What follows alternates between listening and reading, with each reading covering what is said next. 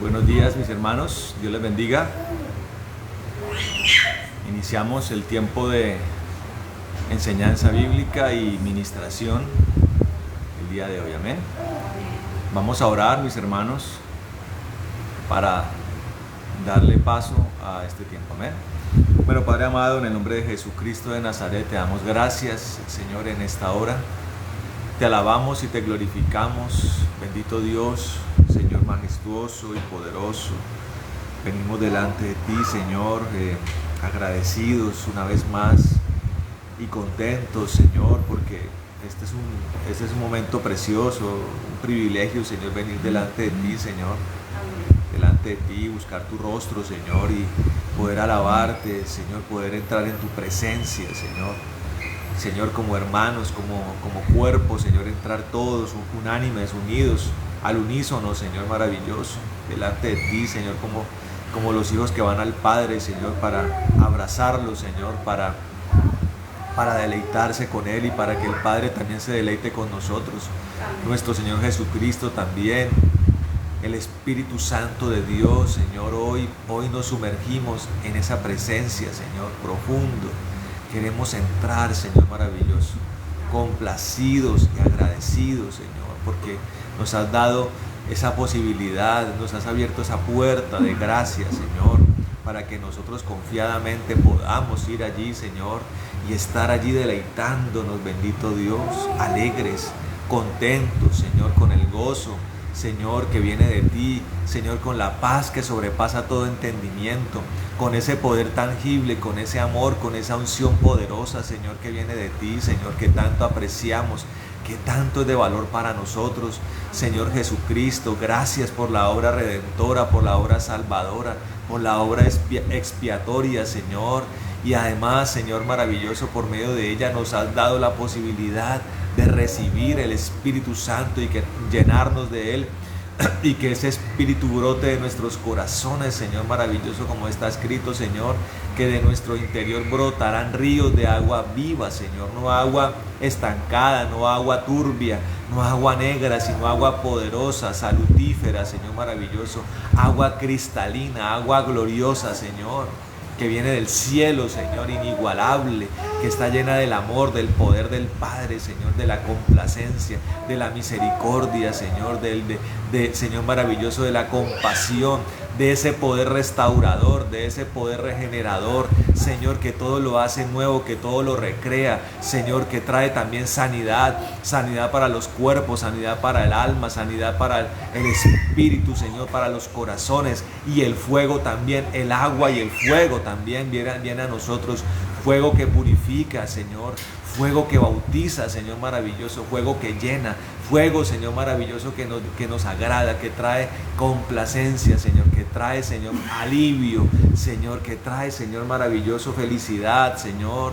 Y el Espíritu Santo pedimos, Señor, que intervenga en nosotros, dando, Señor, produciendo una obra poderosa, Señor, una obra de gloria allí, Señor, el fruto del Espíritu creciendo, emanando, Señor maravilloso, allí, Señor Santo, Señor poderoso, dando frutos rebosantes, Señor, para todos aquellos que lo necesitan, para todos aquellos que lo requieren, Señor, que lo disfrutan.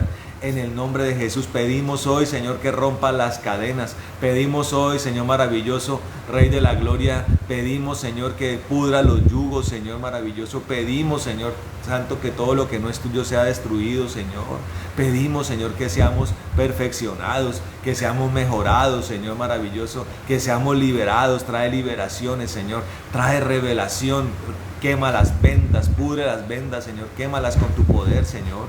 Y trae libertad, consolidación, Señor maravilloso, a todo aquel que escuche esto, a todo aquel que con deleite, que con agrado, que con anhelo, que con hambre, Señor, reciba de parte tuya esto, Señor maravilloso. En el nombre de Jesucristo pedimos, Señor, que el reino de los cielos conspire a favor nuestro, Señor, los ángeles, bendito Dios, los millares, Señor, nos rodeen, Señor de la gloria. Señor, la puerta esté abierta, la escalera esté allí, la escalera que es nuestro Señor Jesucristo esté allí, maravilloso Dios, y recibamos lo mejor del cielo, Señor maravilloso, en este día precioso, Señor, en fiesta, Señor, en alegría y júbilo, Señor, en el nombre de Jesucristo de Nazaret. Hacemos todo esto para la gloria, honra y alabanza atamos todo espíritu de error, de confusión, de engaño y lo echamos al abismo en el nombre de Jesucristo de Nazaret. Amén y amén. Bueno, mis hermanos, bienvenidos al tiempo de la palabra.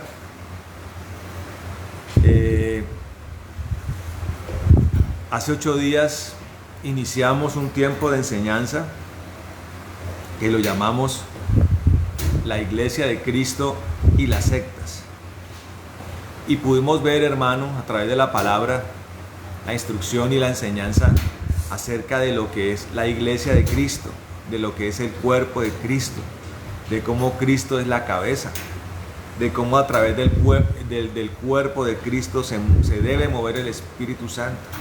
Es la característica del verdadero cuerpo o de aquel que está incorporado debidamente en el cuerpo de Cristo. Y hacíamos la analogía de así como Cristo es la cabeza del cuerpo, asimilándola a un cuerpo humano, desde donde las órdenes, desde donde el dominio del cuerpo se manifiesta. Así también el Espíritu Santo, que debe estar dentro del cuerpo, opera como un sistema sanguíneo, como un sistema nervioso que lleva vida, que lleva nutriente a toda célula, a todo tejido del cuerpo, que lleva orden de la cabeza, así como el sistema nervioso lo hace. En el nombre de Jesucristo le declaramos, Señor, que ahora mismo, Rey de la Gloria, Señor Santo, que todo esto que se hable hoy, Señor, de verdad, se perfeccione en los corazones, bendito Dios, en el nombre de Jesús. Y también, Señor maravilloso, pedimos, bendito Dios, que la revelación venga a las vidas, Señor, por el poder que hay en ti. Amén y amén. Bueno, también hablábamos acerca de las 7 iglesias, como la descripción bíblica de las virtudes, aciertos y desaciertos de los que hacen parte del cuerpo de Cristo, de cómo dividíamos acerca de los estados de cada una de las iglesias, y vimos que había iglesias que estaban en un estado muy malo, que era la iglesia de Laodicea, de Sardis y de Éfeso, y hablábamos también de 2 iglesias que estaban en un estado mediano y unas que estaban en buen estado, que eran las iglesias de Filadelfia y de Esmirna. Y analizábamos cómo ese estado tenía que ver con el agotamiento y casi extinción de la manifestación del Espíritu Santo, que en el caso de la Odisea, de Sardis y de Éfeso, en el caso de la Odisea, la visión errada que tenían ellos del Evangelio, el estado de codicia, de materialismo al que llegó la Odisea. Sardis, una iglesia que estaba espiritualmente desahuciada prácticamente, en un estado vegetativo, por llamarlo así. Y Éfeso, que había perdido algo tan importante como el primer amor. Respecto a las otras de mediana condición, hablábamos de Pérgamo y de Tiatira, que tenían una serie de problemas internos que estaban a tiempo de corregirlos, y la invitación del Señor era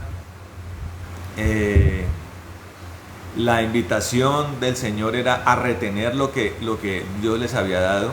Y las 2 iglesias que estaban en una mejor condición eran la iglesia de Esmirna, una iglesia muy rica espiritualmente, o sea, muy llena de la presencia de Dios, muy llena de la unción de Dios, y la iglesia de Filadelfia, que también era una iglesia muy apreciada por Dios, pero que no tenía la plenitud de la fuerza que era la del Espíritu, así como lo desglosamos hace 8 días. El tema de hoy tiene que ver con la otra parte que queremos hablar, que es acerca de las sectas, porque el tema general es la Iglesia de Cristo y las sectas. Quiero partir de un concepto, el concepto que nos da la RAE, que es la entidad, la organización autorizada, la organización legitimada para darnos a conocer los significados correctos de las palabras. Según la RAE, la palabra secta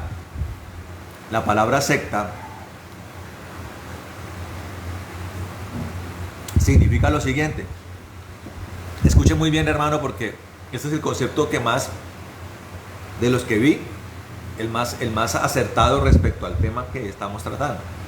Dice, una secta es el conjunto de seguidores de una doctrina religiosa o ideológica concreta que representa una sección o un sector desprendido, póngale muy bien atención a este concepto de desprendido, de un conjunto más amplio, o bien que se ha cortado o separado o desgajado. En todos los casos, la palabra secta tiene una connotación de división o ruptura.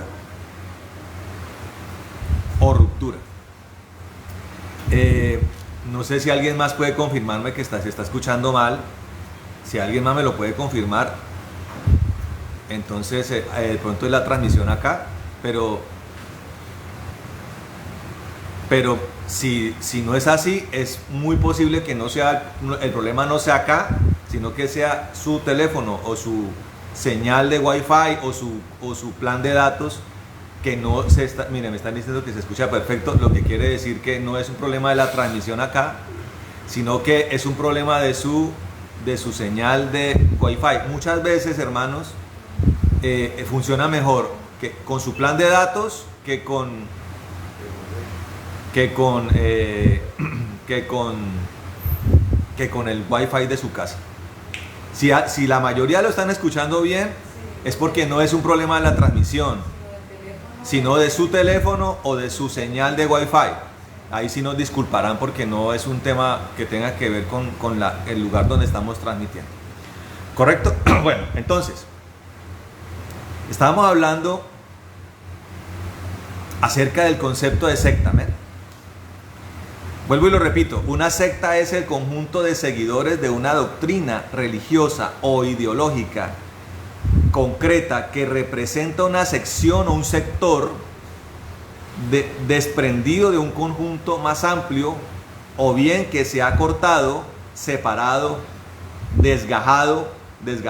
En todos los casos, la palabra secta tiene una connotación de división o ruptura.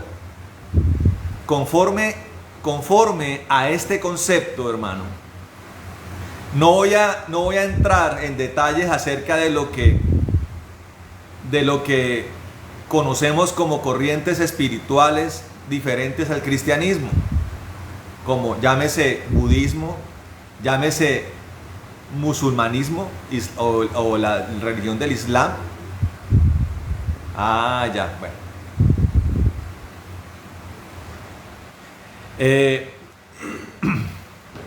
La religión del Islam, no vamos a tratar eso porque conforme a eso vamos a hacer una separación clara acerca de que a partir del versículo que dice Jesucristo es el camino, la verdad y la vida.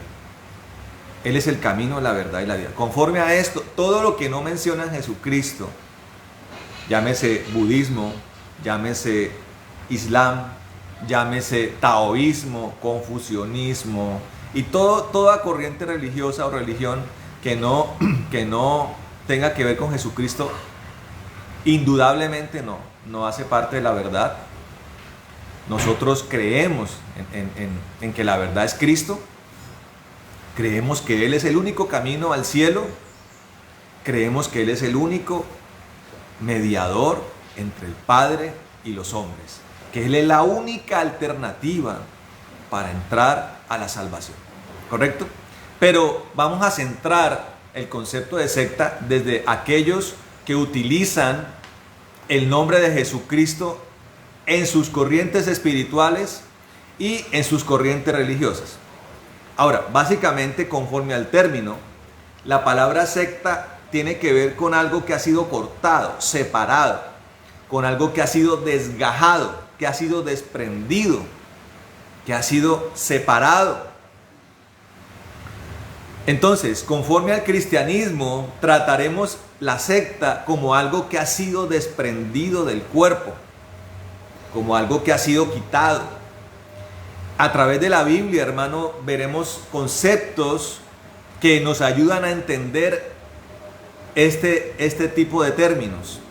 Conceptos como el de ser desechado, conceptos como el ser reprobado, conceptos como el ser despreciado. ¿Sí? La palabra está llena de eso. Está llena de eso. Ponemos, por ejemplo, el caso muy reconocido, el caso de Saúl, rey de Israel. Dios le dio la oportunidad de ser rey.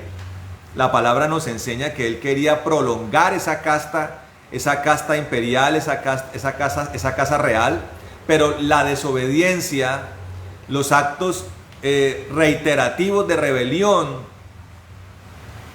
de Saúl produjeron su desprendimiento.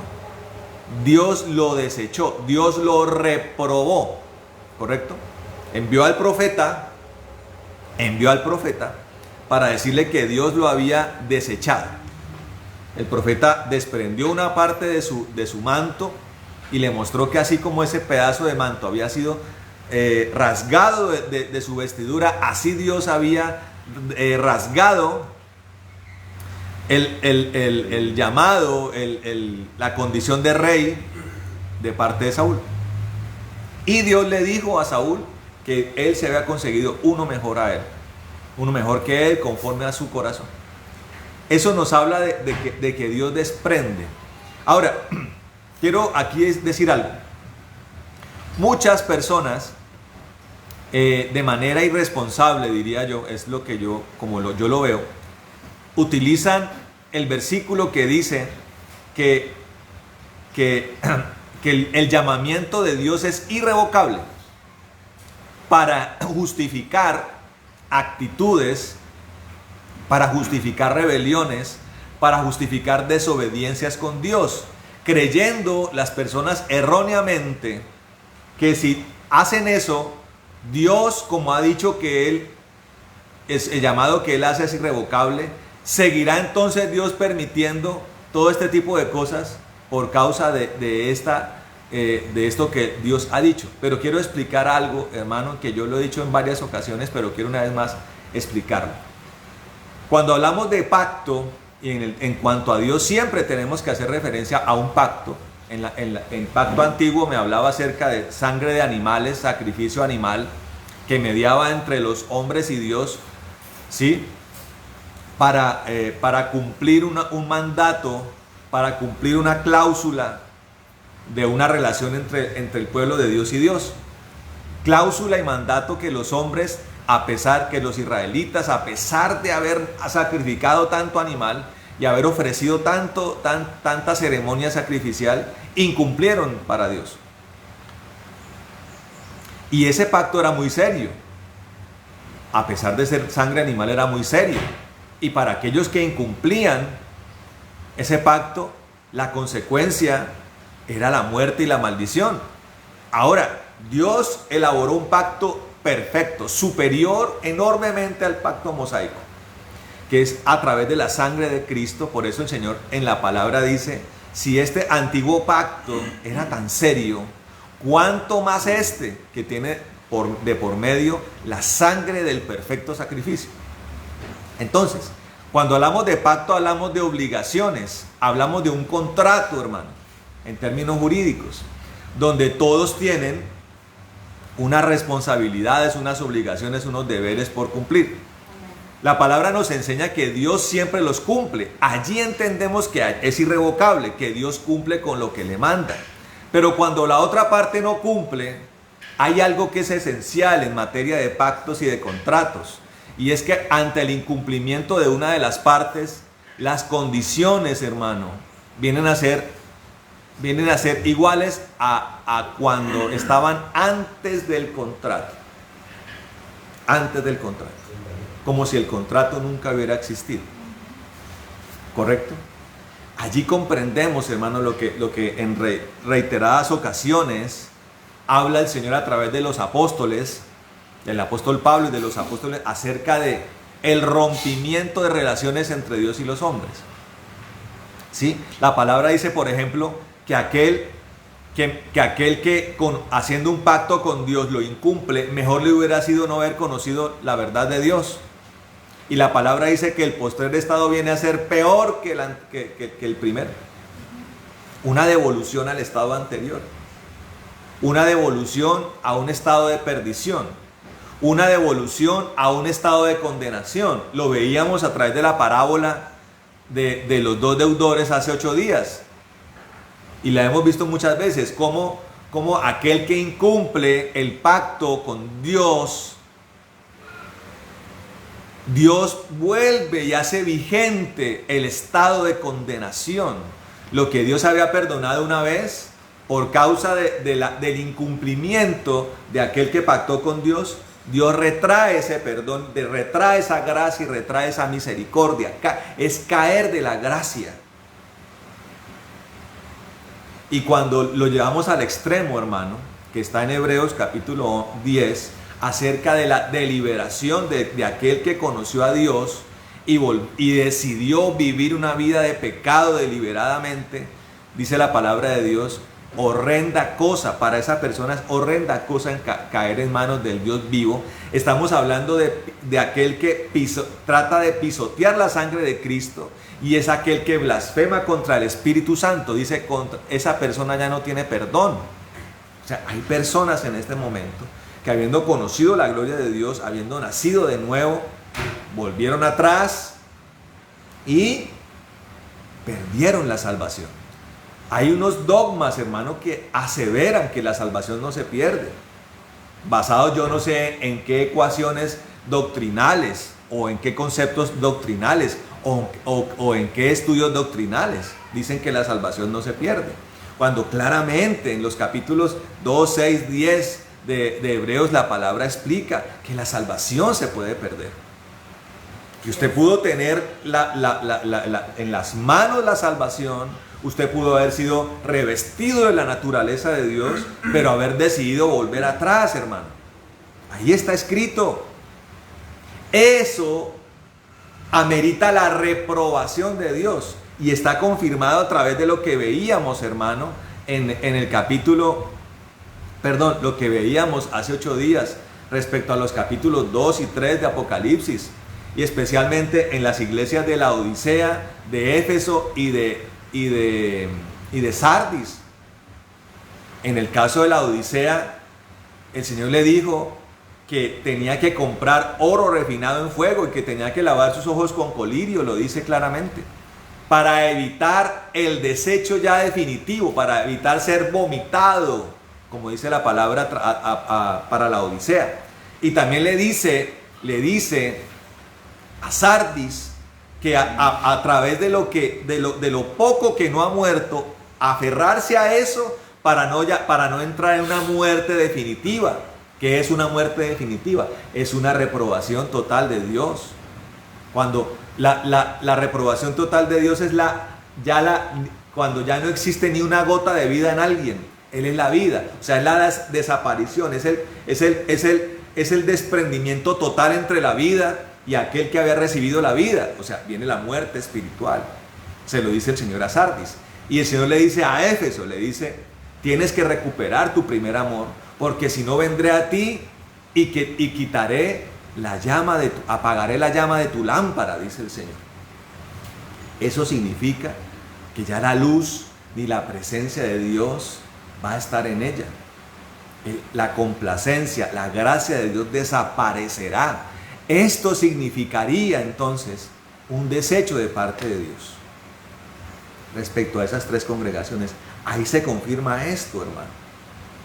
Ahora, partiendo de eso, de la llama desaparecida y de la unción desaparecida, quiero que vayamos, hermano, al capítulo 25 del libro del Evangelio de Mateo, hermano. Mateo 25 nos habla de algo que hemos hablado muchas veces, pero que lo trataremos en el contexto de las sectas, hermano. Dice el capítulo 25, hermano, versículo 1. Vamos a leer del 1 al 13. Dice: entonces el reino de los cielos será semejante a 10 vírgenes que tomaron sus lámparas y salieron a recibir al novio. 5 de ellas eran insensatas y 5 prudentes. Cuando las insensatas tomaron sus lámparas, no tomaron consigo aceite, pero las prudentes tomaron aceite en sus vasijas y juntamente con sus lámparas. Y como tardaba el novio, todas cabecearon y se quedaron dormidas. A la medianoche se oyó gritar: he aquí el novio, salid a recibirle. Entonces todas aquellas vírgenes se levantaron y alistaron sus lámparas. Y las insensatas dijeron a las prudentes: dadnos de vuestro aceite, porque nuestras lámparas se apagan. Pero las prudentes respondieron diciendo: no sea que nos falte a nosotras y a vosotras. Id más bien a los vendedores y comprad para vosotras mismas. Mientras ellas iban para comprar, llegó el novio, y las preparadas entraron con él a la boda, y se cerró la puerta. Después vinieron también las otras vírgenes diciendo: Señor, Señor, ábrenos. Pero él respondiendo dijo: de cierto os digo que no os conozco. Velad pues, porque no sabéis ni el día ni la hora. Bueno, hermano, esta parábola es importantísima para entender el concepto de quién está incorporado en el cuerpo de Cristo, de quién está en condición peligrosa.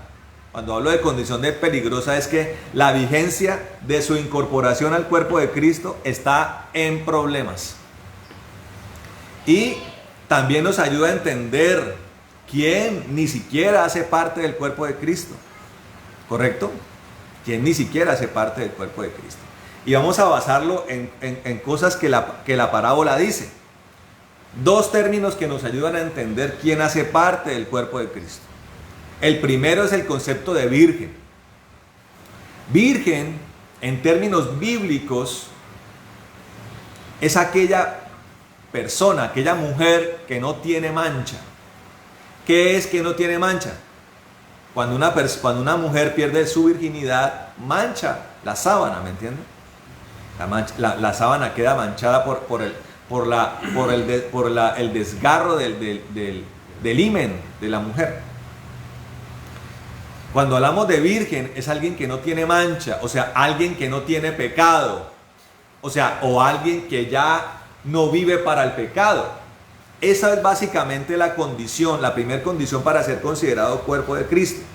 O sea, aquel que ha sido, y lo veíamos hace 8 días también, como el Espíritu Santo, que comienza a intervenir como un nutriente de parte de Dios, para convencernos primero de pecado, nos lleva al arrepentimiento. Recuerden que la palabra dice que el Espíritu Santo convence de pecado, de justicia y de juicio. Entonces, el Espíritu Santo convence de pecado, lo que nos lleva a renunciar al pecado, a arrepentirnos, y ese arrepentimiento lleva a que la sangre de Cristo limpia el pecado. O sea, la sangre de Cristo nos convierte en vírgenes. Y eso lo confirmamos en las aguas bautismales. Allá cuando somos bautizados en el agua, ya pasamos a ser alguien que estaba manchado a ser una virgen sin mancha. Lo segundo, hermano, es la lámpara. Las 10 vírgenes, unas eran insensatas y otras eran prudentes, pero todas tenían una lámpara que alumbraba. O sea, la segunda condición para ser parte del cuerpo de Cristo es que una lámpara está alumbrando. Y la única posibilidad, hermano, de que la lámpara alumbre, es por el Espíritu de Dios. Él es la unción, o sea, el aceite, y también es el fuego. Si usted mira una lámpara antigua, tiene 2 componentes muy importantes: el aceite y una mechita donde el aceite era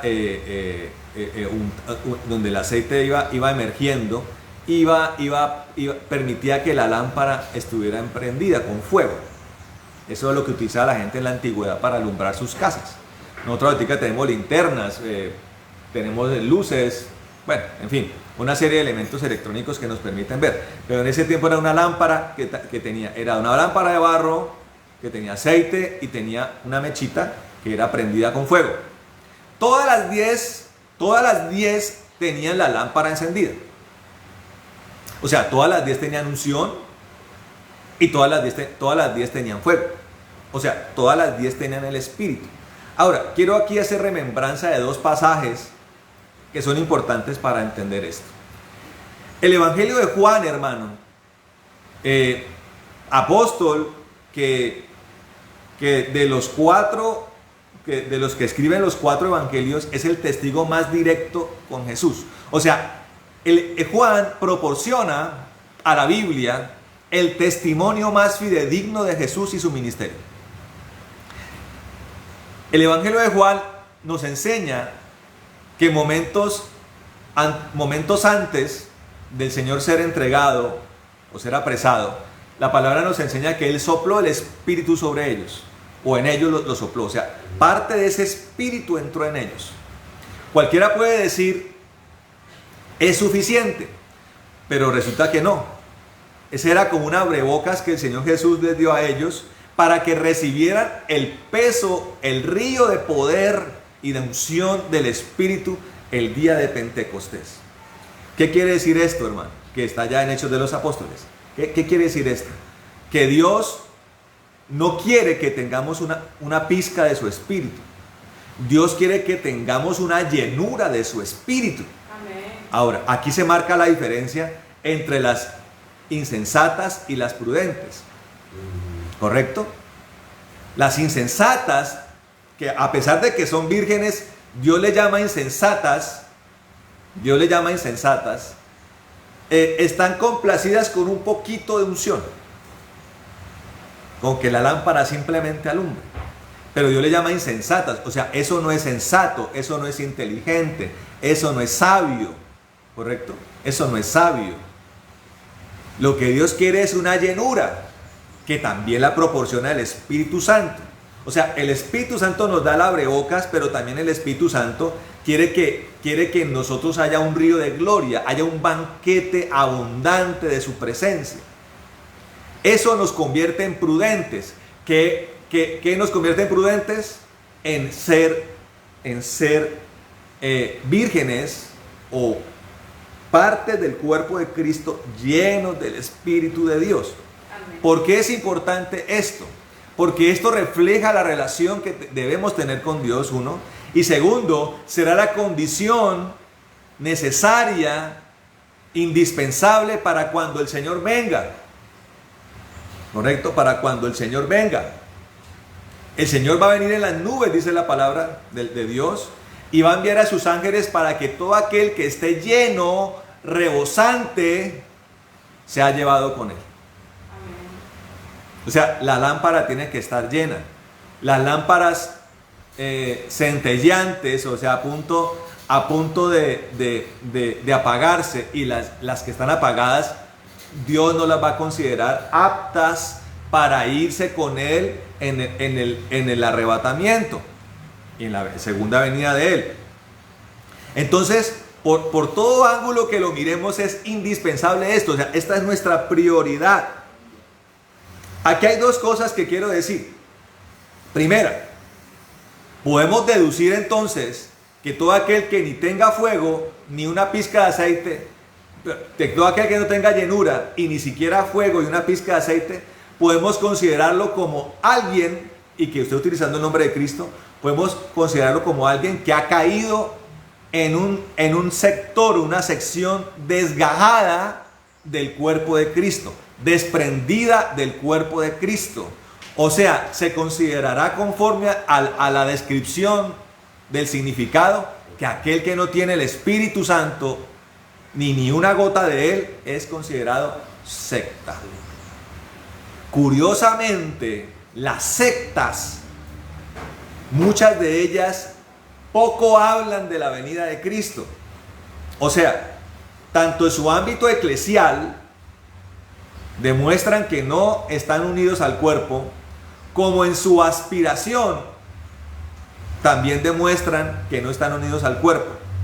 El que tiene la unción del Señor está esperando al Señor.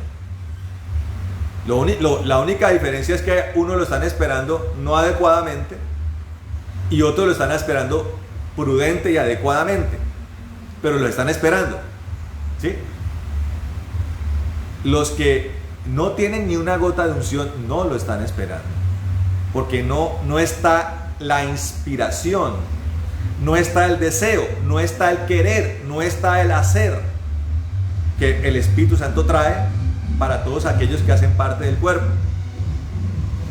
La secta, hermano, esencialmente batalla, trabaja por hacer prevalecer un sistema de creencia, un sistema doctrinal, un sistema religioso. Habían dos sectas, hermano, también sectas eran llamadas en la época en que el Señor Jesús vino por primera vez. Eran las sectas de los fariseos y la secta de los saduceos. Y como toda secta, ellos hablaban mucho de la ley de Moisés, pero realmente demostraban que lo que la ley de Moisés y lo que los profetas tanto hablaban y pregonaban, no lo querían. ¿De qué habla la ley de Moisés? De Cristo. ¿De qué hablan los profetas? De Cristo. Ellos se vanagloriaban de ser conocedores de eso, pero realmente lo que tanto anunciaban profetas y ley, ellos no lo esperaban. Y cuando aparece lo reprueban, lo combaten y terminan matando lo que es al Señor Jesús. Pero ya miraremos cómo ese espíritu que habitaba en saduceos, fariseos y escribas, es el que hoy está vigente en las sectas, hermano. Lo miraremos más adelante, ¿correcto? Entonces podemos decir esto, hermano, que aquel que no tiene una gota del Espíritu, ni siquiera una llama prendida, entonces es considerado secta, ¿correcto? Es considerado secta. No hace parte del cuerpo de Cristo. Amén. La clave, hermano, de pertenecer al cuerpo de Cristo es el Espíritu Santo actuando. El Espíritu Santo moviéndose, no de manera faccionada, no de manera limitada. El Espíritu Santo, hermano, es un ser integral que actúa con diferentes características en diferentes escenarios y actúa para que se manifiesten diferentes cantidades de cosas. Yo quiero poner el ejemplo acerca de un tsunami. ¿Qué es un tsunami? Un tsunami es un movimiento de placa tectónica que hace que una gran masa de agua actúe de manera violenta y de manera caudalosa. Cuando la ola de un tsunami, que son olas gigantes, toca tierra, todo lo que esa ola gigante toca lo destruye por su fuerza. Edificios, embarcaciones, vegetación, seres vivientes los arrasa completamente.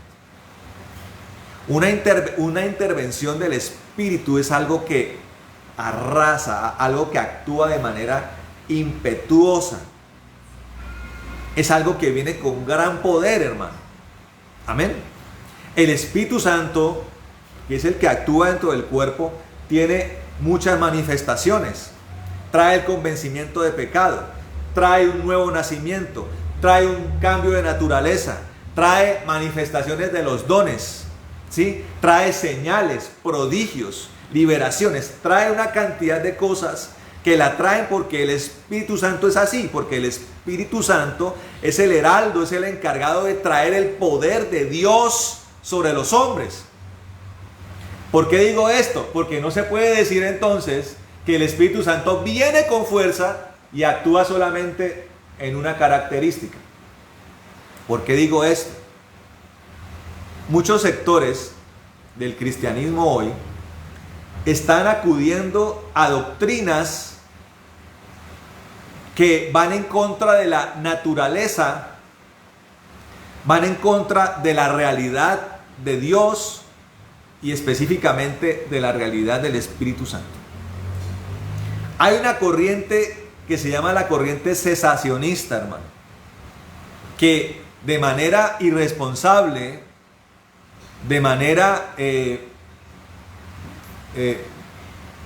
poco prolija, aseguran que algunas de las cosas que el Espíritu Santo hace por su naturaleza ya no ocurren.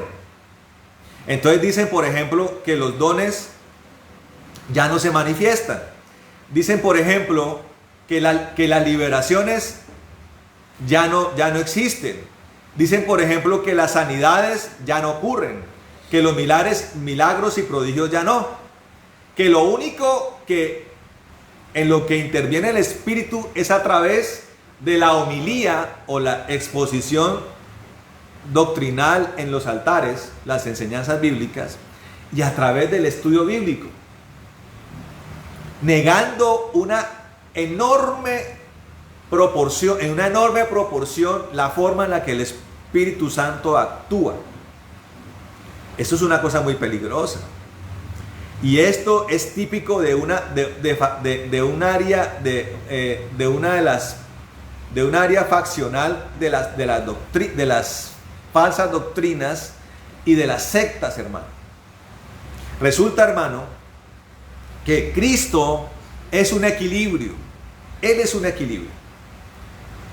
Cuando hablamos de que algo está desequilibrado, estamos hablando de algo que se ha ido hacia un rincón y ha perdido el equilibrio.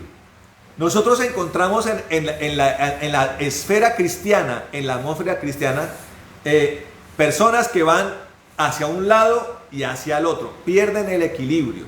El equilibrio se pierde cuando los cimientos no están colocados en la roca o en la piedra angular y fundamental, que es Cristo. La palabra de Dios dice que los antiguos reprobaron la piedra angular. ¿Qué es una piedra angular? Una piedra angular es una roca o una masa maciza donde los castillos antiguos eran edificados. Cuando usted visita tierras antiguas en Europa, en Medio Oriente, usted va a mirar por ejemplo, los castillos que construyeron los cruzados. Son castillos que están en perfectas condiciones después de casi 1000 años, hermano. ¿Cuál es el secreto para que un castillo de esos se mantenga firme hoy? A pesar de cataclismos, terremotos, guerras. El secreto está en que han sido colocados en una piedra angular. O sea, las circunstancias históricas, naturales, humanas, no han logrado destruir esa edificación. Espiritualmente es igual. ¿Qué es lo que usted hace que usted esté en un equilibrio? ¿Qué es lo que hace que usted esté perfectamente edificado, inamovible? Que usted tenga su construcción espiritual sobre la roca. Por eso la palabra de Dios dice, hermano, por eso la palabra de Dios dice que usted tiene que construir la casa sobre la roca, para que cuando venga la aluvión, la avalancha, cuando el caudal se desborde, su casa resista. No igual al que construye la casa sobre la arena. El que construye la casa sobre la arena será presa fácil del desastre. Y conforme a lo que estamos hablando hoy, el desastre es llegar a un punto de ser considerado desgajado, desprendido, mutilado, separado del cuerpo. El desastre es llegar a un punto de muerte espiritual que sea considerado uno, o el lugar donde uno esté como secta. Entonces aquellos hermano, que no están en la roca, van hacia los rincones del desequilibrio. Entonces unos, por ejemplo los cesacionistas, dicen que el Espíritu Santo solamente se manifiesta a través del estudio académico de las Escrituras y de la enseñanza bíblica en los lugares de reunión. Pare de contar. Para ellos no hay ninguna otra manifestación del Espíritu Santo. Y lo hacen de una manera tan irresponsable que casi que parece que es una decisión abrupta para acoger una doctrina tan errada, es abrupta la decisión, radical. Y por otro lado están aquellos que lo hacen de manera contraria. Entonces le da una prevalencia enorme a lo sobrenatural, a lo místico, a lo supersticioso, y lo hacen tan vertiginosamente que llegan a un punto de despreciar el pilar que la Biblia representa, hermano, y comienzan a incurrir en cosas que no tienen ningún respaldo bíblico, cosas que podrían parecerse más a cosas de la hechicería, de la brujería, de la superstición, del sortilegio, y no a las cosas que la Biblia habla. La Biblia es la forma en la que entendemos cómo se construye la casa sobre la roca, dándole una eminencia a la lectura, a la instrucción bíblica, a la edificación, a la meditación en la palabra, pero en una actuación sincronizada, perfecta, en una coinonía perfecta con el mover del Espíritu Santo, sin restringir el mover del Espíritu Santo. O sea, nosotros podemos hablar, hermano, de una prevalencia de la norma de Cristo, de la ley de Cristo aquí plasmada, sin limitar el mover del Espíritu Santo. ¿Por qué? Para poder darle una prevalencia a lo que aquí está escrito, vamos a tener que recurrir a decir que el Espíritu Santo ya no sana. ¿Cuál es esa necesidad? Entonces entendemos que lo que hacen tanto los unos como los otros es hacer una fijación restringida de la palabra, que es lo que hacen las sectas. La secta esencialmente lo que hace es mutilar la palabra, la mutila, la niega, la desconoce. Todo aquello que no viven y todo aquello que se opone a su dogma, ellos lo rechazan tajantemente. Tajantemente lo rechazan. ¿Correcto? Voy a poner un ejemplo de una secta muy conocida aquí en Colombia y en Latinoamérica y en otros sectores. Se llama la Iglesia de Dios Ministerial de Jesucristo Internacional, conocida coloquialmente como la Iglesia de la Profecía. Ellos dicen que ellos supuestamente le dan una prevalencia a lo profético, pero cuando usted va a un lugar de esos, usted se da cuenta que lo que hacen ellos es colocar un pocotón de adivinos a susurrarle adivinaciones a la gente en los oídos.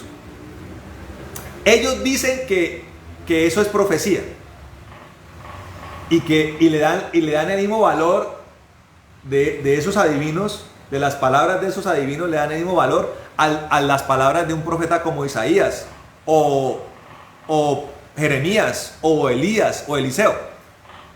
Algo que es un exabrupto, hermanos, porque el espíritu de la profecía, que es Cristo mismo, tiene como propósito que el pueblo de Dios mantenga el camino correcto. O sea, lo que busca la profecía es que el camino del que se ha desviado se corrija y el camino del que lo tiene correcto lo mantenga. La profecía de Dios no está hecha para susurrarle al oído cosas banales a la gente. Eso uno. Dos,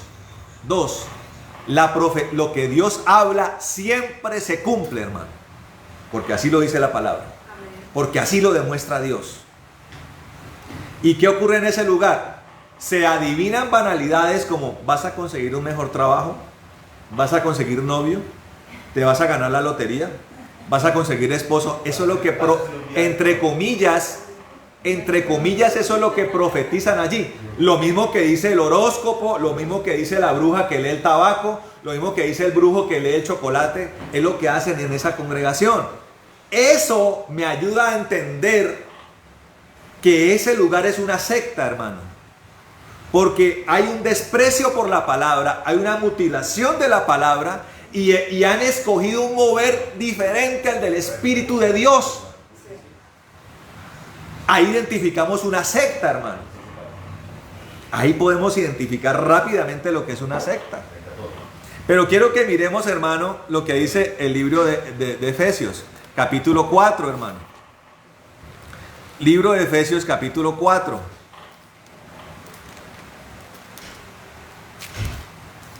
Por si alguno todavía consideraba que ese lugar era parte del cuerpo de Cristo. Ese es un lugar que no hace parte del cuerpo de Cristo. No hace parte, tal vez nunca hizo parte.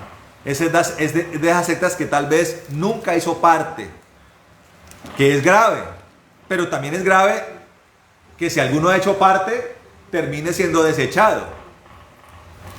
Miren lo que dice Efesios capítulo 4. Dice, versículo 1, dice,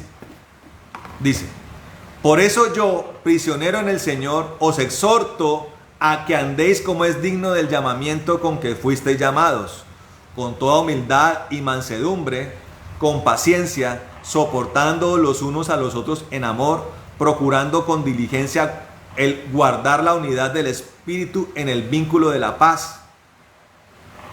Miren todas estas condiciones que el apóstol Pablo está diciendo. Y lo está diciendo en la coyuntura y el contexto del cuerpo de Cristo, de aquellos que hacen parte del cuerpo de Cristo. ¿Sí? Dice, os exhorto a que andéis como es digno del llamamiento con que fuisteis llamados, con toda humildad. Nos está dando pautas que nos garantizan el seguir estando incorporados al cuerpo. Nos está dando pautas para evitar ser desgajados, desprendidos. Nos está evitando un problema de ser algún día considerado una secta. Dice, con humildad, mansedumbre, con paciencia, soportando los unos a los otros en amor. En amor, no soportándonos por soportar. Hay gente que cree que soportar es aguantar. Hay gente que convive en medio de la tensión. No es soportando en la tensión, no es soportando en el aguante, es soportando en el amor. Algo que solamente puede proporcionar el Espíritu de Dios. Siempre está destacando la intervención del Espíritu Santo. Dice, procurando con diligencia guardar la unidad del Espíritu, ¿sí ven? Con E mayúscula, en el vínculo de la paz. Siempre está dando prevalencia a que el Espíritu Santo tiene que estar allí. Amén. Hay un solo cuerpo y un solo espíritu. Un solo cuerpo, un solo espíritu, como lo habíamos hecho ya, la cabeza Cristo, el cuerpo, y en ese cuerpo se mueve dinámicamente y de manera caudalosa el espíritu. Debe ser así. Dice, hay un solo cuerpo y un solo espíritu, así como habéis sido llamados a una sola esperanza de vuestro llamamiento. Hay un solo Señor, una sola fe, un solo bautismo, un solo Dios y Padre de todos, quien es sobre todos, a través de todos y en todos. Amén. Ahí está la manifestación del cuerpo de Cristo. Y mire cómo a través de este ejemplo, hermano, quiero explicar cómo algunos llegaron a ser desprendidos del cuerpo. Hace muchos años, alguien estaba leyendo este pasaje y dice, hay un solo Señor, leyó. Hay un solo Señor, una sola fe, un solo bautismo. Y el hombre quedó desencajado. ¿Cómo así? ¿Que hay un solo Señor? Si a mí me han enseñado que hay 3 personas. Se confundió. Vi un espíritu de confusión. Oiga, y de esa inquietud que nació de un hombre, surgió una de las más grandes sectas que existe en Colombia. Peligrosísima además. Que se llama la Iglesia Pentecostal Unida de Colombia. Este fue el pasaje que este hombre entendió mal y llevó a una gran cantidad de personas hasta el día de hoy, porque lo aterrador de esa secta es que tiene un dinamismo evangelístico impresionante. Trabajan terriblemente. De hecho, los ve uno trabajar más que los testigos de Jehová, para que usted se aterre. Permanentemente invaden barrios, comunidades, casas, ciudades, veredas. Usted a donde quiera que vaya están. Usted va a Guaviare, Bichada, la selva, el campo, las veredas, los municipios, allá están metidos. Ahora, ellos dicen que ya Dios no es una Trinidad. que Dios es simplemente Jesús, que Jesús es también el Padre y que Jesús también es el Espíritu Santo, porque este pasaje bíblico dice que hay un solo Dios. Hombre, ¿cómo voy a desconocer el resto de la palabra? El apóstol Pablo en múltiples ocasiones dice el Dios y Padre de nuestro Señor Jesucristo. La palabra que nos muestra que cuando el Señor fue bautizado, la Trinidad actuó conjuntamente. El Padre habló desde el cielo, hablando acerca de aquel que estaba siendo bautizado. Y después aparece el Espíritu Santo. Está la Trinidad claramente. Lo que pasa es que cuando hablamos de la Trinidad actuando conjuntamente, hablamos del Elohim. Elohim me habla de un plural. O sea, un solo Dios, 3 personas. Pero esta persona abruptamente dijo, no, hay una sola persona, un solo Dios. Que realmente es el gran cuestionamiento que tienen tanto judíos como musulmanes. El judío y el musulmán no conciben que un Dios tenga 3 personas. Y mucho menos conciben que Dios se haya hecho hombre. Eso no lo aceptan. Entonces, y también habla de un solo bautismo. Dice, ay, mire, un solo bautismo. Y a través de una malinterpretación, ellos dicen, ellos niegan lo que otras partes de la palabra dicen. Por ejemplo, lo que el propio Señor Jesús dice, nacer del agua, nacer del Espíritu. La palabra habla de bautismo en agua para arrepentimiento y bautismo del Espíritu. Ellos dicen, no, eso no es verdad, es un solo bautismo. Por eso ellos solo bautizan en agua.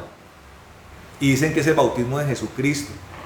Yo la otra vez les expliqué que lo que se desprende de lo que está enseñando el apóstol Pablo acá, sincronizado con las otras partes de la palabra que hablan bautismo de agua y bautismo del Espíritu, es que el bautismo como tal es un proceso integral que tiene que abarcar desde el bautismo del agua hasta el nuevo nacimiento por el Espíritu, que está en Juan capítulo 3. El Señor no habla de un proceso apartado, o sea, un nacimiento del agua apartado de un nacimiento del Espíritu. Lo que el Señor está diciendo es, usted tiene que nacer del agua y del Espíritu en un proceso que todo cristiano necesita. Se lo dice a Nicodemo. Allí entendemos que son dos partes de una misma parte. Por eso el apóstol Pablo habla aquí de que un solo bautismo, amén, un solo Dios y Padre de todos, quien es sobre todos y a través de todos y en todos. Pero no está negando ni la Trinidad, ni las otras partes de la Biblia. De hecho la está mencionando. De hecho la está mencionando, hermano. Un solo Señor que es Jesucristo. Exactamente. Un solo Dios. Está mencionando la Trinidad acá. Pero fíjese cómo las sectas cercenan, hermano, el cuerpo de Cristo. Pero mire cómo opera lo que hacen las sectas. Primero cercenan la Biblia y después, a nivel macro, ese cercenamiento de la Biblia termina haciendo que esas comunidades sean cercenadas del cuerpo de Cristo. Es que la iglesia unitaria, por ejemplo, partió de ser de la iglesia pentecostal de Colombia, pero un mal intérprete llevó a que muchos a que ellos en ese momento se separaran del cuerpo, fueran cercenados, y hoy todo aquel que se incorpora a ese conglomerado que está cercenado, pues nunca alcanza a ser incorporado al cuerpo de Cristo. Entonces, ya puede usted ver cómo Iglesia Ministerial de Jesucristo Internacional es una secta. La Iglesia Pentecostal Unida de Colombia es una secta. Y todo lo que convoca al unitarismo es secta.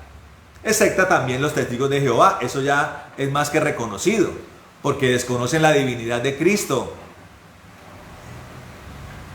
¿Correcto? Y usted va a darse cuenta, hermano, que además de la parte doctrinal, su principal característica que lo hace secta es que no hay una gota del Espíritu Santo. Ni una gota, hermano. O sea, no tienen ninguna posibilidad, porque están muertos.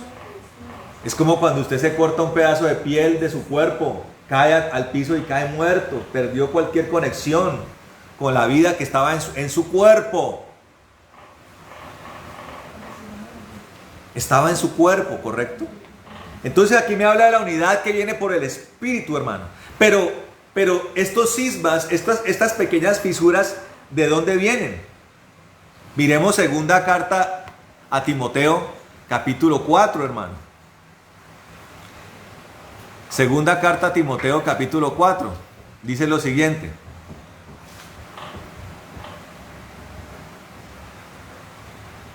Dice versículo 3, dice: porque vendrá el tiempo cuando no soportarán la sana doctrina, más bien, teniendo comezón de oír, amontonarán para sí maestros conforme a sus propias pasiones, y a la vez que apartarán sus oídos de la verdad, se volverán a las fábulas. Miren esto, hay una actitud, hermano, que se llama la comezón de oír. Esa comezón de oír significa la actitud de una persona que está buscando en multitud de interlocutores lo que él mismo quiere escuchar. O sea, el corazón de la persona que tiene comezón de oír no le interesa bajo ninguna circunstancia lo que Dios quiere hablar. Una persona que tiene comezón de oír no le interesa conocer al Dios verdadero. Una persona que tiene comezón de oír quiere escuchar lo que su corazón quiere escuchar. Y quiere que les pongan una visión de Dios que lo haga sentir conforme.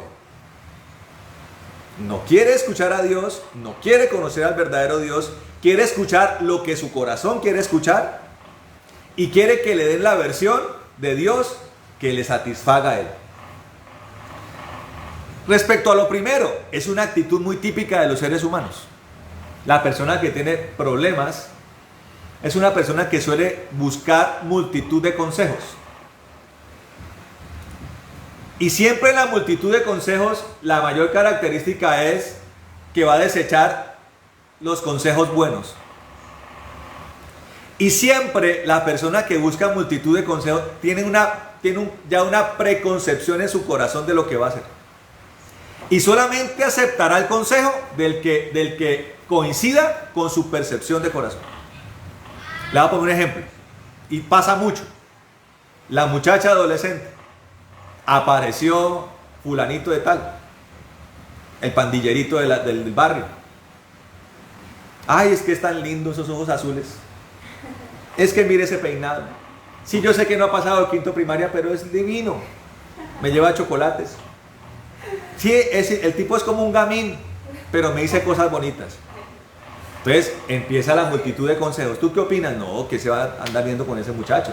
Pilas a ver la embaraza. Oiga, pero no haga eso, póngase a estudiar. No se meta con ese tipo. Rechazado, rechazado, rechazado. Por allá, una amiga de la muchacha le dice: no lo dejes escapar. Él es divino. ¿A quién escucha la muchacha? A la amiga. ¿Por qué? Porque ya tenía una decisión en su corazón. Siempre los seres humanos terminan tomando la pésima decisión porque es la que tienen concebida en su corazón. Entonces, la persona que tiene comezón de oír no le gusta que le hablen de pecado. No le gusta la sana doctrina. ¿La sana doctrina cuál es? La doctrina integral. La doctrina integral. Hay gente que no le gusta escuchar acerca de santidad. Hay gente que no le gusta escuchar acerca, por ejemplo, de la liberalidad y la generosidad. ¿Usted cree que al tacaño le gusta escuchar acerca de diezmos y de ofrendas? Sale corriendo y dicen: pastores degenerados, ladrones, se quieren llevar mi plata. La persona que dice eso es una persona avara, es una persona tacaña, es una persona que no tiene un gramo de generosidad. La persona que no quiere santidad es la persona que le gusta lo no santo, le gusta el pecado, le gusta andar manchado. ¿Usted cree que los demonios quieren salir del cuerpo de la gente? ¿Están felices ahí? ¿Usted cree que la legión de demonios, de espíritus que estaban en el Gadareno querían salir? No. Las personas que tienen demonios suelen escuchar el consejo equivocado. ¿Cuál es el consejo acertado?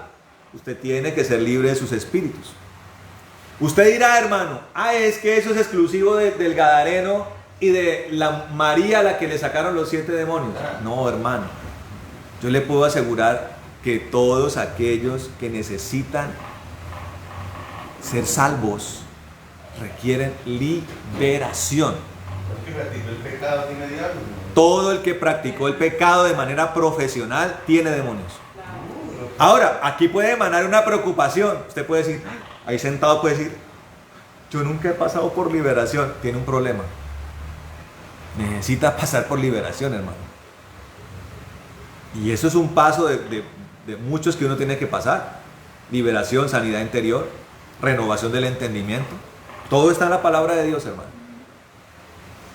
¿Correcto? Pero, por ejemplo, de los demonios que se resisten a salir de la gente, ¿qué van a hacer con la gente?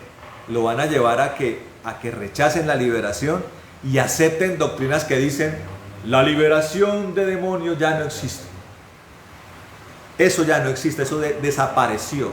La gente ahora es libre en medio de la misa. ¿Ah, sí? Los demonios salen en medio de la homilía dominical. No me cuento.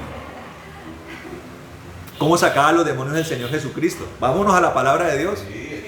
Y entonces Jesús, en la barca de Pedro, predicó y salieron los demonios de la gente. ¿Ah, sí? Así fue. El Señor decía, sal fuera al demonio. Y con el Gadareno no sirvió a la distancia siquiera. Algunos eran libres desde la distancia. Sí.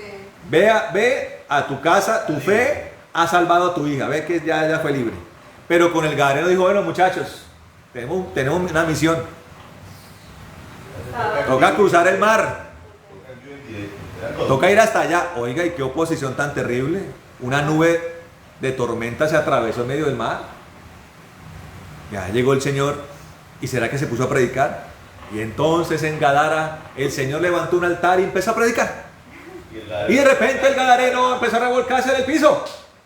Bueno, si fuera así, por lo menos la revolcada en el piso diría, bueno, hay una liberación. Oye, ¿usted de verdad cree que los demonios van a salir en un entorno religioso? ¿En una homilía dominical? ¿Usted cree eso de verdad? ¿Usted cree que los demonios van a salir en un estudio teológico? ¿En un estudio teológico van a salir los demonios? A los demonios hay que decirles, salgan fuera en el nombre de Jesucristo. El poder del Espíritu de Dios, amén. La presencia de Dios. Así salen, hermano, y con el poder del Espíritu Santo. Entonces, ¿a qué vamos a creerle? ¿Al Cristo íntegro o a los mutiladores de la palabra y del cuerpo? ¿A quién le vamos a creer, hermano? Algunos dicen, ya no hay sanidades. Eso cesó hace 2000 años. Con Jesús, oiga. Con los apóstoles, por mucho con los apóstoles. Y entonces Pablo, entendiendo la dirección, lleno del poder arrasador del Espíritu Santo, consideró que ya no hay más sanidades, ni más milagros, ni más liberaciones. Y lo que hay que hacer es estudiar a los teólogos reformistas. Uy, Pablo llevó el bulto porque Pablo vivió 1500 años de los teólogos reformistas. Pobre Pablo no tuvo el privilegio de escuchar a Juan Calvino. Sí, pobre Pablo, el apóstol, desafortunado porque no escuchó a Juan Calvino. Ay, pobre Pablo porque no tuvo el privilegio de escuchar a Martín Lutero.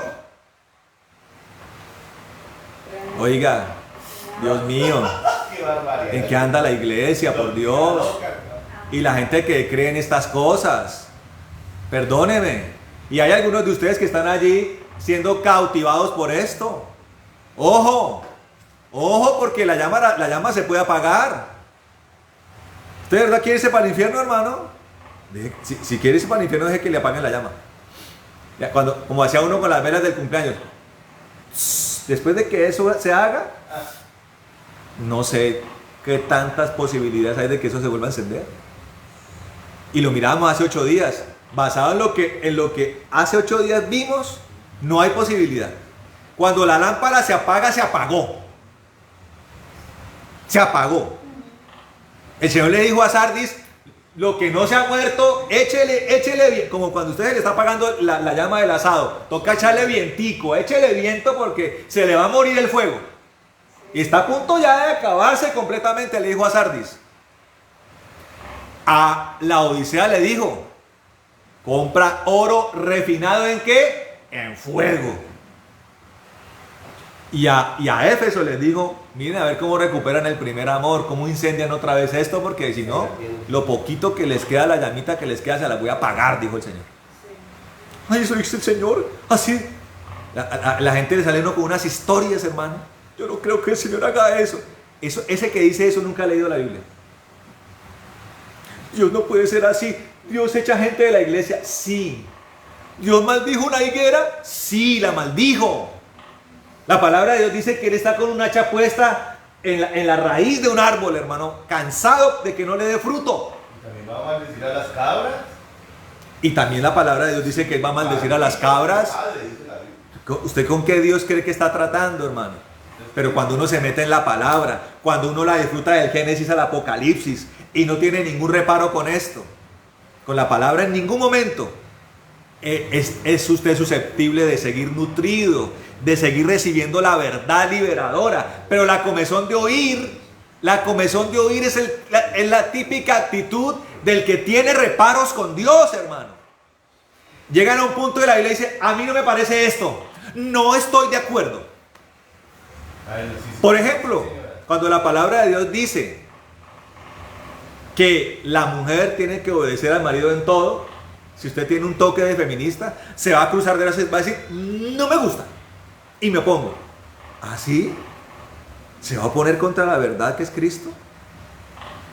Y la solución va a ser creer a los malvados que dicen, usted tiene todo el derecho de rebelarse contra su esposo. ¿De verdad? Voy a creerle al que dice eso y no a lo que dice Cristo. Y ese mismo Cristo dice, y el marido ame a la mujer como Cristo ama a la iglesia, dice. Entonces, ni el feminismo ni el machismo tienen cabida ahí. Amén, así es. Porque Cristo sirve a la iglesia. Cristo es el que dice, el que haya esposa haya el bien. Así es, amén. Cristo es el que dice, la mujer sabia edifica su casa. Hermano, ¿con qué espíritu queremos andar, hermano? ¿El espíritu que nos mantiene gorditos, nutridos en el cuerpo? ¿O el espíritu del error que nos saca del cuerpo y nos vuelve secta, hermano? Mucho cuidado con esto. Y todo comienza con la comezón de oír. Eso comienza a desprender, eso comienza a matar la vida que había en esa parte del cuerpo. Yo explicaba acerca del torniquete que la persona se pone. Póngase un torniquete en un dedo, impida que la sangre le llegue al dedo. A los 4 días tiene a los 2 días tiene el dedo muerto. ¿Y qué tiene que hacer el médico? Mochar el dedo. Y si se pasó a la mano, mochando la mano. Eso, hermano, es lo que pasa con aquellos que acogen estas cosas, hermano. Con aquellos que acogen estas cosas, hermano. Eso es lo que pasa. Ese es el peligro al que se están exponiendo, hermano. Sigamos mirando. Sigamos mirando. Filipenses 3. Filipenses 3, versículo 2 al 5 dice, ponle cuidado. Dice, guardaos de los perros, guardaos de los malos obreros, guardaos de los que mutilan el cuerpo. Estos son los sectarios. Guardaos de los que mutilan el cuerpo. Oiga, cuando el Señor Jesucristo llegó a la tierra, ¿quiénes eran adictos a la lapidación de cuerpos? Los fariseos. Les fascinaba. Los teólogos, los escribas, los que se la pasaban en el templo habiendo los textos y las sinagogas abriendo los textos y estudiando académicamente y exacerbadamente las escrituras, las escrituras de los profetas que ellos también mismos mataron. Sí, eran hijos de los que lo mataron. Las palabras que Dios, la ley que Dios trajo en manos de Moisés al que despreciaron. Ahí, los deleitosos de la palabra, estudiando en las sinagogas y en el templo de Jerusalén. A eso les fascinaba. Oiga, ¿usted cree que a ellos les fascinaban las sanidades? No. ¿La rabia? Vean por ahí un enfermo sano un sabbat, degenerado, no guardaste el sabbat. Tú degenerado que llevabas 38 años tirado en el piso, no guardaste el sabbat. No les importó 5 que Jesús lo hubiera sanado. No, imagínate. Oiga, ¿esto a qué me lleva, hermano? A que el espíritu que habitaba en los escribas, en los fariseos, sectarios además, que les fascinaba la lapidación, ser verdugos de la verdad, es el mismo que actúa hoy en los que niegan estas cosas. Así es. En los que dicen lo más importante es el estudio teológico, académico. Y el enfermo que se friegue. Y el enfermo que se friegue. Sí. Es la voluntad de Dios. Porque Él es soberano. Oiga, todos lo justifican con que Dios es soberano. Tengo 5 enfermedades mortales. Confórmate con eso, porque eso hace parte de la soberanía de Dios. Oiga, ¿qué es esto, hermano? ¿Qué es esto? Mediocres, malvados, incrédulos. La comezón de oír, el que resiste la palabra es un incrédulo. Y se enamora de los tendidos horripilantes y fétidos de los religiosos y de los teólogos, hermano. Yo prefiero la vida, hermano, que está en Cristo. Amén. El Espíritu de Dios, hermano.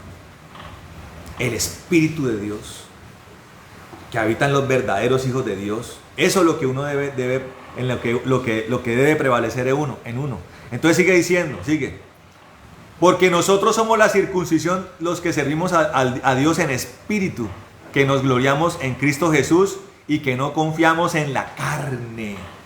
El sectario confía ¿en qué? En la obra del hombre, en la palabra del hombre, en la visión del hombre. Los que estamos incorporados en el cuerpo confiamos en la obra del Espíritu. Mire lo que dice 2 de Pedro 2, hermano. Ya casi vamos a terminar.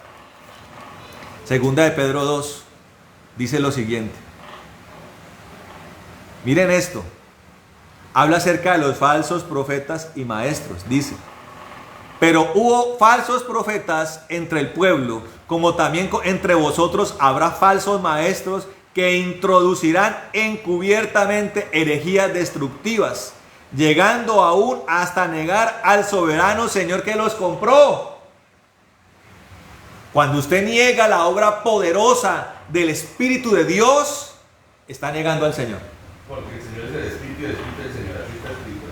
Está negando al Señor. El que niega milagros, sanidades, liberaciones, mover de los dones, obra poderosa del Espíritu, está negando al Señor. Puede decir que lo considera Señor, pero la palabra dice: no todo el que me diga Señor, Señor entrará en el reino de los cielos. Podrá balbucearlo, podrá aparentarlo, pero el Señor de la gloria, el Señor del poder, no es su Señor. Dice acá, dice acá, llegando hasta negar al soberano Señor que los compró, acarreando sobre sí mismos una súbita destrucción. Una súbita destrucción. Y vendrá la destrucción porque la casa no está sobre la roca, sino sobre la arena. Y muchos seguirán tras la sensualidad de ellos. Oiga, ojo con la sensualidad, la comezón de oír, la incredulidad. Es típica de almas enfermas, desbordadas, que nunca dejaron que Dios interviniera en ellas, nunca dejaron que Dios las sanara, las restaurara. Almas envenenadas, corazones corrompidos, mentes entenebrecidas. Son las típicas de los que profesan estas cosas. Resentidos profesan estas cosas. Gente que ya Dios no lo considera ni siquiera una oveja, ni siquiera una cabra, lo considera perro. Cuando hablamos del cuerpo, hablamos de ovejas.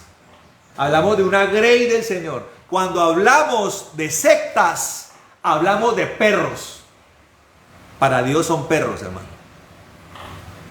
Ya no hacen parte del cuerpo de Cristo. Tienen una absoluta reprobación de parte de Dios. Dice, y por causa de ellos será difamado el camino de la verdad. ¿Cómo es posible, hermano, que la gente vaya del indio masónico y algunas enfermedades son sanadas allá por el poder del diablo? Y la gente vaya a la iglesia y le digan, aquí lo único que hay es estudio de Calvino, de Lutero y homilía dominical. Y lleve el bulto con todo lo demás. ¿Cómo? ¿Esa es la esperanza? Ese es el cambio de vida. Ese es el cambio de vida, perdón. Y claro, esta gente que dice estas cosas dice, es que ese es el evangelio. Lo están mutilando. Están reduciendo a Cristo a ser un predicador de domingo. El Señor nunca fue así, hermano. Él multiplicó los panes. Él sanó los...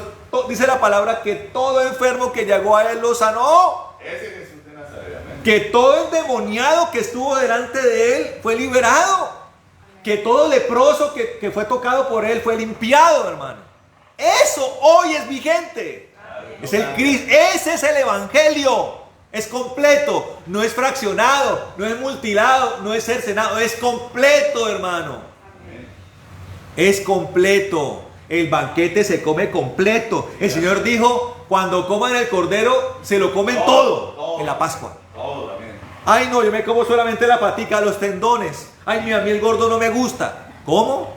El Señor dijo, se lo comen todo, no me dejan nada. Y si les sobra, inviten al vecino y cómanse entre los dos, las dos familias, un cordero. Si está muy grande, si la familia es muy pequeña, entonces compártalo con el vecino. Y si alcanza para 3 familias, pues 3 familias. Pero se lo comen entero. Vamos a comernos entonces solamente, no sé, lo que nos gusta. Sí, ¿qué tal? Eso hace el mutilador de la palabra. Eso hace el mutilador del cuerpo. Ese hace el sectario. Eso hace el sectario. Sensual. El sensual, que es el alma desbordada, no tiene nada que ver con el espiritual. No tiene nada que ver con el espiritual. Quiero que miremos los 2 últimos versículos. Uno está en Judas, que está antecito de Apocalipsis. Judas 17 al 20. Dice lo siguiente. Dice, pero vosotros, amados, acordaos de las palabras que antes han sido dichas por los apóstoles de nuestro Señor Jesucristo. Porque ellos os decían, en los últimos tiempos habrán burladores que andarán según sus propias pasiones, como impíos que son. Estos son los que causan divisiones, oigan, son sensuales y no tienen el espíritu. Pero vosotros, oh amados, edificando sobre vuestra santísima fe y orando en el Espíritu Santo, conservaos en el amor de Dios, aguardando con esperanza, oiga, esperanza, la cual hablamos hace unos domingos acerca de la esperanza. Estúdiala otra vez, hermano, véala otra vez. Con esperanza la misericordia de nuestro Señor Jesucristo para vida eterna. Hermano, otra de las razones para considerar que todo esto es sectarismo es la incapacidad y la obstinación de esta gente de confrontar la palabra con la realidad, hermano. Hace poco oramos por una mujer que tenía cáncer de hígado. La única opción que tenía ella para vivir era que le hicieran un trasplante de hígado. Y si el trasplante lo rechazaba el cuerpo, desahuciada. Oramos por ella, aquí, en el andén de mi casa. Y Dios la sanó. Yo le hago una pregunta a estos incrédulos, pasionales y malvados. ¿Quién hizo ese milagro? Me pregunto. Sería bueno tenerlo. Pregúntenselo, ustedes que están creyendo en estas cosas, si es que están viendo esta predicación. ¿Quién hizo ese milagro? ¿El diablo? Eso es lo que están presumiendo, lo que nunca han sido capaces de decir abiertamente. Si Dios no hace milagros y sanidades hoy, entonces ¿quién lo está haciendo? Díganlo. Díganlo. Eso se hace en el poder del Espíritu Santo, en el nombre de Jesús de Nazaret. Ese es el Cristo que conocemos. Y nunca, hermano, nunca cuestionaremos nada de la palabra, hermano. Si el Señor dice que seamos santos, pues somos santos, hermano. Si el Señor dice que amemos, pues amamos. Si el Señor dice que tenemos que dejar las antiguas costumbres, las dejamos. Si el Señor quiere que estudiemos la palabra exhaustivamente, lo hacemos, hermano. Y aquí lo hacemos, hermano. Aquí estudiamos bastante la palabra. Y nos gusta la palabra del Señor. Pero si el Señor dice que hay sanidades y milagros, lo creemos. Y si el Señor dice que van a ocurrir a través de nuestras manos y nuestra boca, pues así lo hacemos, hermano. Porque la palabra dice que las señales nos seguirían, hermano. Y que Él estaría con nosotros hasta el fin del mundo. Lo creemos. Al Cristo completo, al Cordero completo, lo devoramos, hermano. Esa es la decisión que tenemos que tomar. Porque todo aquel que persevera en eso, mire lo que le va a pasar, hermano. Todo aquel que prevalece, persevera en ese error. Mire lo que dice, no lo digo yo. Todo lo que hemos hablado hoy lo dice la palabra. Dice Segunda de Tesalonicenses, capítulo 2, y con esto terminamos. Versículo del 10 al 12. La Segunda de Tesalonicenses 2, versículo 10 al 12 dice lo siguiente. Vosotros sois testigos. Dice, y con todo engaño de injusticia entre los que perecen, por cuanto no recibieron el amor de la verdad para ser salvos. Por esto Dios les enviará una fuerza de engaño para que crean la mentira, a fin de que sean condenados todos los que no creyeron a la verdad, sino que se complacieron en la injusticia. ¿Qué es la injusticia para Dios? Creer solamente una parte y no creer en lo demás. Creer solamente una parte y no creer en lo demás es lo mismo que el Señor aplicó en la ley mosaica. El que viola una ley, la viola toda. Si yo creo en una parte de la verdad y la otra la ignoro, la rechazo y la mutilo, dice el Señor, allá hay injusticia y allí hay un rechazo a la verdad. Dice al Señor, el que anda en esto, yo le enviaré un espíritu maligno. Juicio de Dios está. Para que nunca salga de eso. Y su alma se condene. Amén. Por malvado, hermano. Entonces, hermano, reflexiona en esto. Yo sé, hermano, que la mayoría de los que estamos aquí viendo esta predicación amamos la verdad, hermano. Y básicamente Dios está advirtiendo de lo que pasa con otros. Pero también Dios nos está diciendo, cuidado con descuidar una salvación tan grande. Cuidado con lo que oyen y cuidado detrás de quién se están yendo. Tenga cuidado detrás de quién se está yendo, porque si no se cuida, puede terminar cercenado del cuerpo. Mire detrás de qué palabras están ustedes, detrás de qué palabras están yendo ustedes. ¿A quién están escuchando? Tengan mucho cuidado con eso, hermano. Amemos la verdad tal cual como Dios nos la ha dado. Amén. Vamos a orar, hermanos. Me disculparán un poco por la demora, pero era importante evacuar todo el tema. Amén. Y si el Señor nos lo permite, de pronto entramos en un poco más de especificación en otro momento, no sé si un viernes o acerca de sectas y este tipo de cosas. Amén. O un domingo, como el Espíritu Santo lo quiere. Vamos a orar. Empieza a hablarle usted al Señor allí. Amén.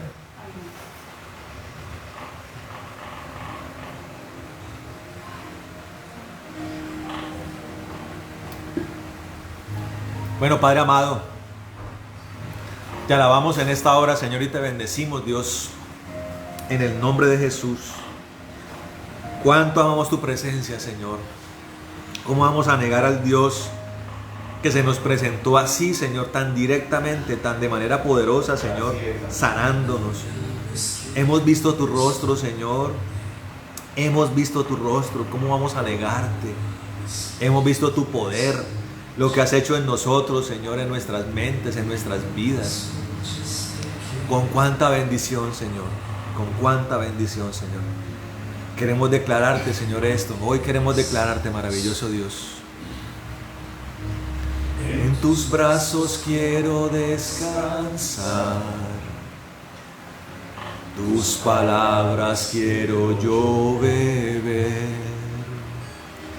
Tu cuerpo, mi cuerpo, tu habitación será. Mi porción está en ti. Aleluya, Señor. Jesús, quiero ver tu gloria sobre mí caer. Jesús, te deseo. Jesús,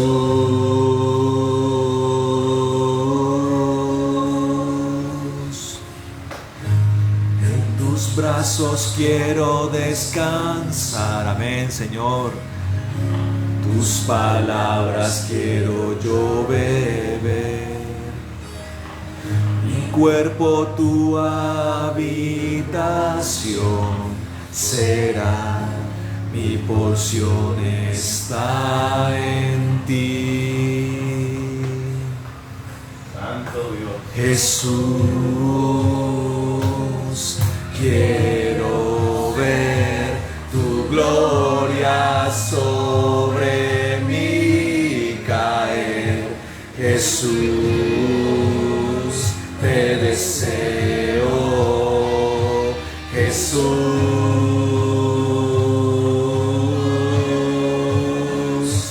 Jesús, quiero ver tu gloria sobre mí caer. Jesús, te deseo. Jesús.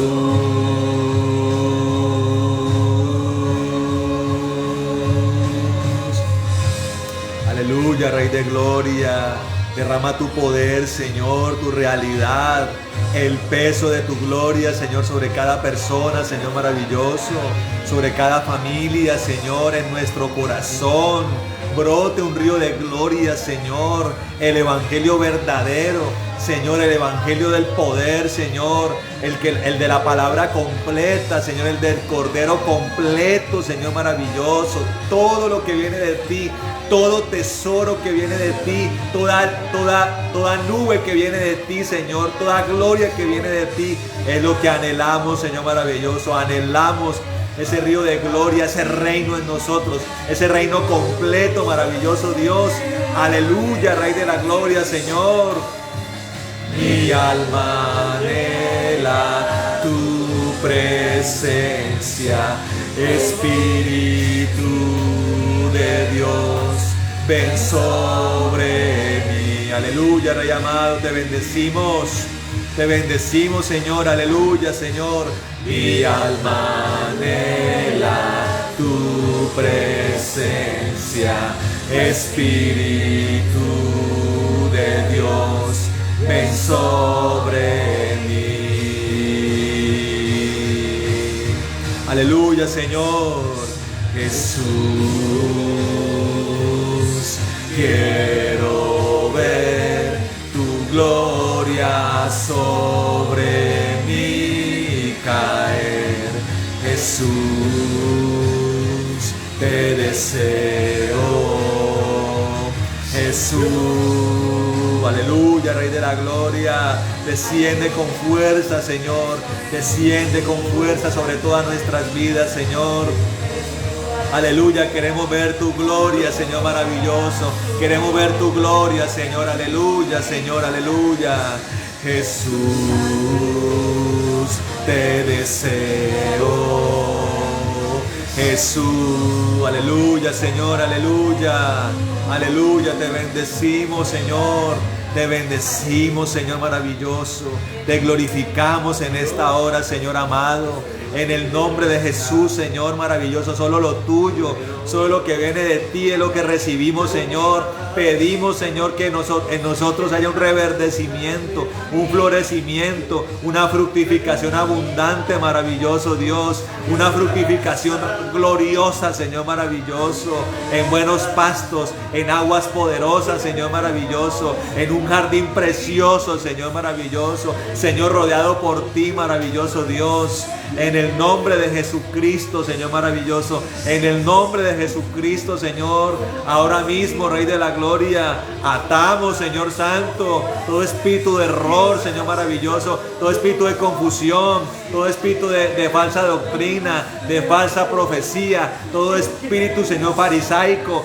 todo espíritu de escriba, de saduceo, Señor, de religiosidad, lo atamos en el nombre de Jesucristo. Espíritu de muerte espiritual, Señor, espíritu de maldad, maravilloso Dios, espíritu de división, de disensión, lo atamos en el nombre de Jesucristo de Nazaret y lo echamos al abismo, Rey de la Gloria. Solamente aceptamos la vida, el poder que viene de ti, maravilloso Dios, la palabra poderosa, Señor. El reino de los cielos no consiste en palabras, en charlatanerías, en palabrerías, consiste en poder, maravilloso Dios, en poder, Señor maravilloso. Eso es lo que anhelamos, Señor, ver tu rostro, conocer al Dios verdadero, conocer al Cristo verdadero, conocer al Padre de la Gloria tal cual como es, sumergirnos en la presencia del Espíritu Santo, maravilloso Dios, en el nombre de Jesucristo, Rey de la Gloria, Señor. Aleluya, Señor maravilloso, Señor. Quiero ver tu gloria sobre mí caer, Jesús, te deseo, Jesús. Aleluya, Señor, aleluya. Jesús, quiero ver tu gloria sobre mí caer, Jesús, quiero ver tu gloria sobre mí caer, Jesús, te deseo, Jesús. Aleluya, Rey de Gloria. Aleluya, Señor. Jesús,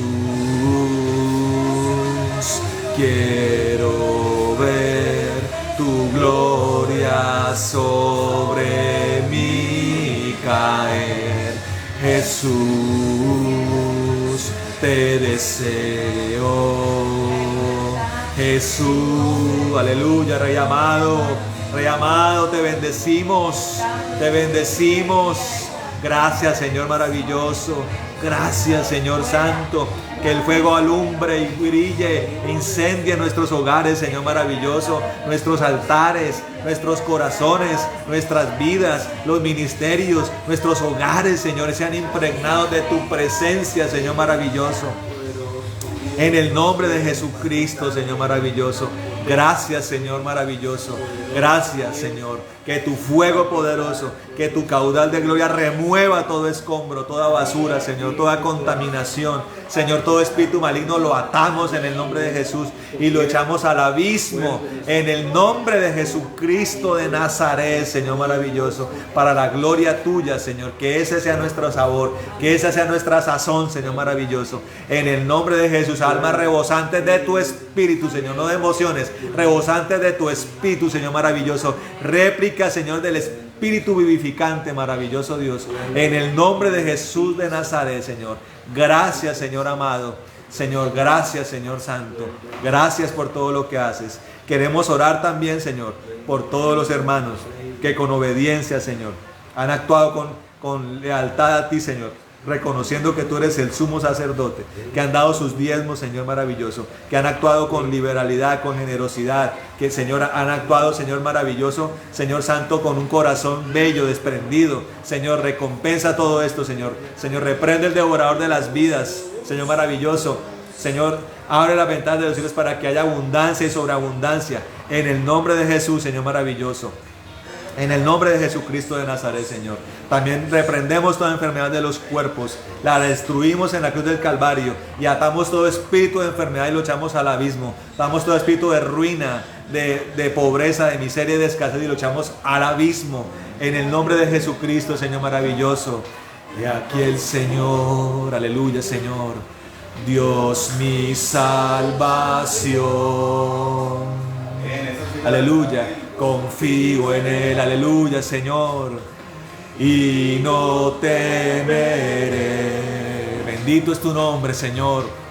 Gracias daré, cantando en las naciones, por siempre. He aquí el Señor, he aquí el Señor, he aquí el Señor. Bendito es tu nombre, Señor Dios poderoso, Señor, aleluya. Aleluya, Señor maravilloso. Regocíjate y gózate, Dios con nosotros. Aleluya, Señor. Mesías Emmanuel, León de Judá.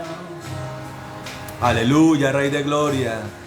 Alza tu voz declarando la gloria a nuestro Rey. He aquí el Señor, Dios mi salvación. Confío en Él, amén, Señor, amén. Y no temeré. Gracias daré, cantando en las naciones, por siempre. He aquí el Señor, he aquí el Señor, he aquí el Señor. Aleluya, Señor. Únete al canto de Moisés y el Cordero, poderosa alabanza de un hombre nuevo. El reino del Mesías cerca está. Aleluya. He aquí el Señor, Dios mi salvación. Lo gloria es de Él, en su trono está. Honra y loor al que reina por siempre y siempre. He aquí el Señor, he aquí el Señor, he aquí el Señor. Aleluya. Dios mi salvación. Glorioso Señor, aleluya, Señor. En tu trono estás, allí estás en tu trono, Señor, con gloria y poder, honra y loor. Tú que reinas por siempre y siempre. He aquí el Señor, he aquí el Señor, he aquí el Señor, he aquí el Señor, he aquí el Señor, he aquí el Señor, he aquí el Señor. Aleluya, Rey amado, aleluya. Te bendecimos. Te glorificamos, Señor, te exaltamos, Rey de todo poder, Señor, Rey de toda gloria. Bendito sea tu nombre, maravilloso Dios. Bendito sea tu nombre por los siglos de los siglos, Rey amado. En el nombre de Jesús, Señor, gracias. Oramos, Señor, como lo hizo Aarón. Que tú nos bendigas, Señor, y nos guardes. Hagas resplandecer tu rostro sobre nosotros. Ten de nosotros misericordia, Señor. Alces tu rostro sobre nosotros y pon en nosotros paz, Señor. En el nombre de Jesús. Señor, danos toda la paz que sobrepasa tu entendimiento. Señor, Señor maravilloso, acógenos en el gozo de la salvación, Señor. Y acampa tú alrededor de los que te tememos y defiéndenos, maravilloso Dios, en el nombre de Jesucristo, Señor. Señor, llena a mis hermanos, Señor, de de gloria y poder en sus vidas, Señor, en el nombre de Jesús. Atamos toda retaliación y venganza, toda furia de las tinieblas y la echamos al abismo en el nombre de Jesús. Y oramos como lo hizo Jabes, que tú nos bendigas, Señor, que ensanche nuestro territorio, que tu mano esté con nosotros y nos libre de todo mal para que no nos dañe. En el nombre de Jesucristo de Nazaret, para la gloria y honra tuya, Señor. Amén y amén. Bueno, mis hermanos, Dios les bendiga y les guarde a todos ustedes. Los amamos mucho. Un abrazo grande para todos. Amén y amén.